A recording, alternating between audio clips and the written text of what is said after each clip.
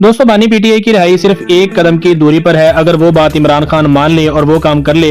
तो बहुत जल्द इमरान खान अडयाला जेल से बाहर आ सकता है। लेकिन बात वही है कि इमरान खान किसी भी तौर पर इस बात पर राजी नहीं होगा, क्योंकि इतनी देर से ये मामला चल रहा है और जिन लोगों ने माफी मांगी है और प्रेस कॉन्फ्रेंस कर डाली है उनको माफ कर दिया गया है, और सिर्फ वही लोग अभी तक फंसे हुए हैं जो किसी भी कीमत पर प्रेस कॉन्फ्रेंस करना नहीं चाहते। आप दोस्त जानते हैं कि 9 मई के हवाले से सिर्फ पीटीआई से एक ही डिमांड की गई थी